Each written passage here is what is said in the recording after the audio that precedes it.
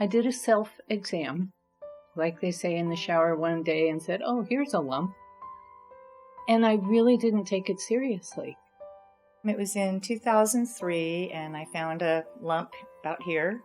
I had gone in for my mammogram, and then they found something, so then I went back for a biopsy. It was a mammogram, and in those days they didn't send you the report that says no cancer. They sent it to the referring physician, who they just kind of forgot to tell me that I should go back in 6 months and get another checkup, another mammogram. It was obviously a shock, as I'm sure a lot of people would say.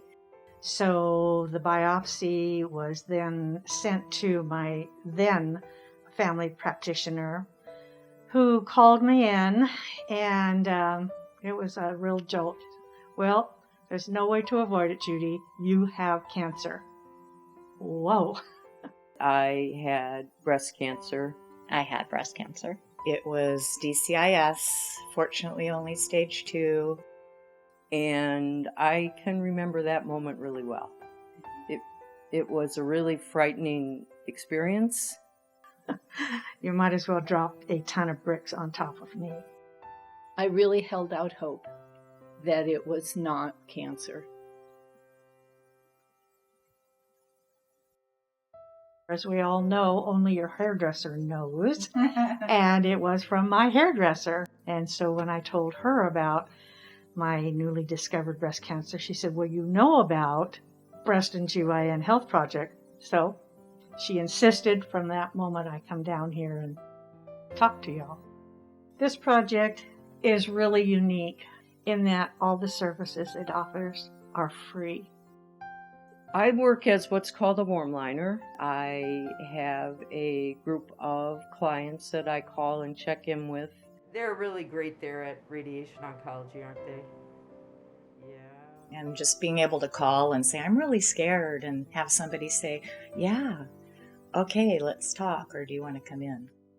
So that level of attention and people listening to me and giving me back what I needed is very important.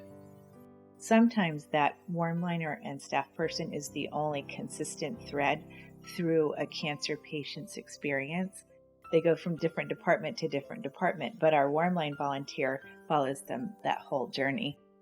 For me, the most valuable is definitely still the support groups. For me, it was definitely probably the support groups. Being able in those support groups to support other people. Getting to go there and laugh and cry and be angry, and it's all accepted. Nobody's judging me for still processing, and we're obviously not always on the same position in the timeline, but we can still, empathize and sympathize with their journey, and they'll still do the same for me. I was getting ready for my mastectomy, and I really wanted to talk to somebody who had had a mastectomy because I wanted to be prepared. Of course the surgeon can talk about what that actual process is going to be, but I wanted to talk to somebody who had had that surgery and woke up after it without their breast, and how best to prepare for that.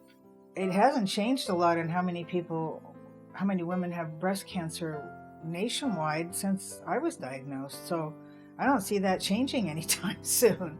It just seems like we have to be there.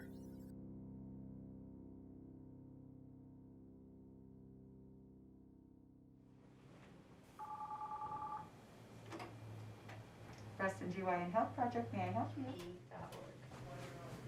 Oh, thank you. H is in Henry. C. I'm Rose Gale-Zolik, and I'm the Executive Director at the Breast GYN Health Project. There are other cancer resource centers, but most of them are part of a hospital or health system. There really aren't very many community-based cancer resource centers like the Breast GYN Health Project. Part of what makes our organization really unique is that since we started, we've always had a doctor who's been available to do education and consultations with the staff and the volunteers and with the clients. I'm Mary Mings. I am a family medicine physician. Our main sort of mission and goal is to support any person going through the experience of a potential or concern for breast or gynecologic cancer, or the diagnosis and then everything that comes after that. So that may involve meeting on phone or in person. If someone meets with me, a lot of times it's to review the medical reports they already have, like their pathology report, and to help them understand that. And, sometimes that includes someone who doesn't want to take any or all of their recommended conventional medical care. And we sort of put aside our own personal feelings about that because we're here to support that person. My name is Madeline Amir, and I am the Co-Client Services Director at the Breast GYN Health Project. So one of the resources that we have is the breast nest. And inside the breast nest, we have gently used mastectomy bras. We also have gently used wigs, a plethora of hats and scarves and head coverings. And so it's a really lovely resource, and all of our services are free and they're all donated. We do have a lending library here at the Breast GYN Health Project. It's the biggest lending library kind of north of the Bay Area, and it has topics that are beyond the clinical aspects of cancer. There are cookbooks, lots of cookbooks. There's children's books. There's some books in Spanish, yoga, spirituality. It's a wonderful lending library. We have a great tool called a medical records binder.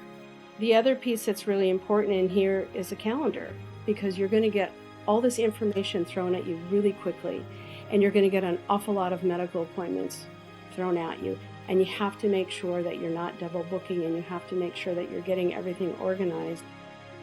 The Breast GYN Health Project is celebrating 25 years, and it's still going strong, and it's still doing its original mission, which is to help people negotiate and get through this diagnosis. For me, and I think so many people I talk to, it's the support people give you, how valuable that is to pass that on.